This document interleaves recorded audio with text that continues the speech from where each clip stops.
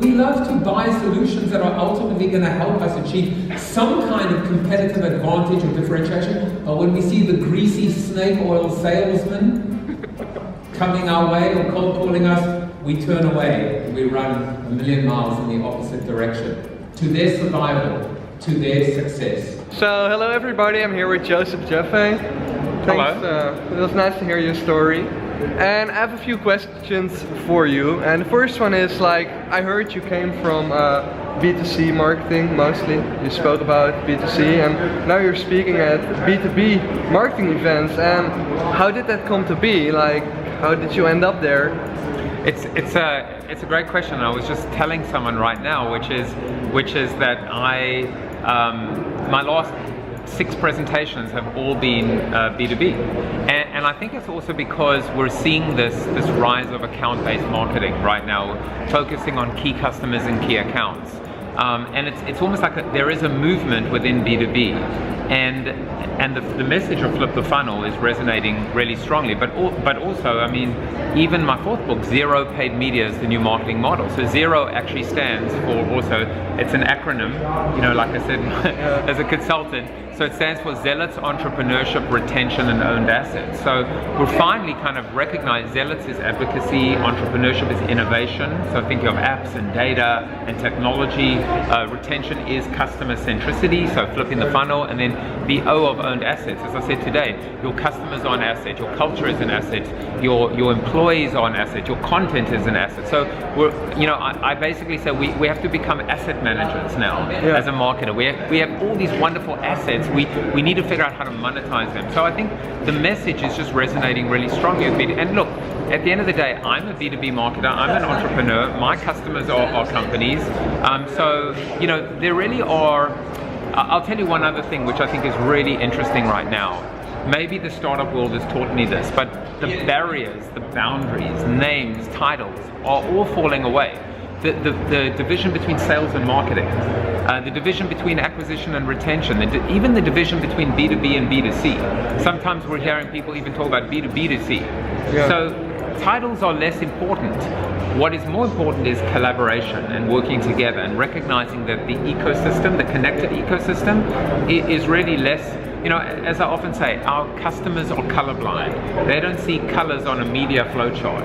They don't see our silos, our divisions, our not made here syndromes. They just see the company, the brand, you know, the solution in a sense. And so we have to act that way. And that's why I think I'm really, you know, enjoying this B2B, you know, embracing, because to me, you know, I think social media and even digital and even all of this stuff, this was made for B2B, right? That idea of people don't care much you know until they know much you care. That's a B2B best practice, and that works, you know, even bigger in B2C. Okay, thank you so much. You're welcome. So I have a second question. That's why is your story so interesting? The Flip the Funnel story, I think, is an interesting one because there is a degree of almost innocence and naivety in terms of me. I almost looked at it like a child. I didn't come from customer, forget about B2B, I didn't come from customer experience and customer service. I'm not a CRM guy. I'm not a, you know, I knew enough to be dangerous, but in a way, because I was an outsider, I came in with perspective that was objective, that wasn't biased in a sense, and by coming in and looking at the funnel and going, wait a second, this marketing funnel, this lead funnel, this doesn't make sense. It should get bigger. I almost was like a child. Like a child would look and go, why are you doing that? That doesn't work, that doesn't make sense. And by doing that, I was able to actually now build the marketing theory and a framework over something as simple as a funnel and a funnel shape. And I think that's resonated with people.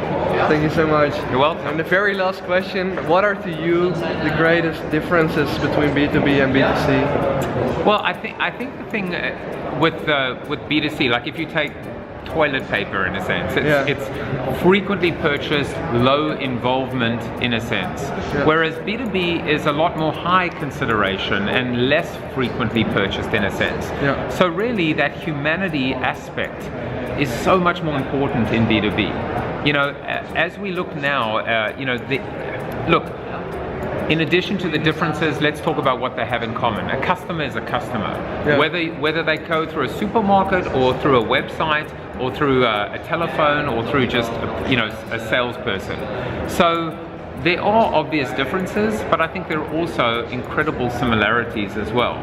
Going back to that idea of, people love to buy, but they hate being sold to.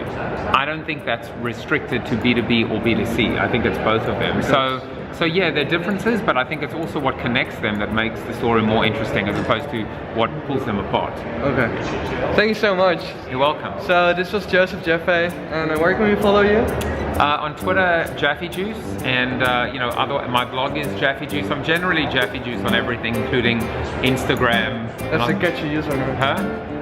Get the juice. I mean, hopefully I've got some juice left in me. Okay, thank you so much, and have a nice day today. Thank you. Thank you.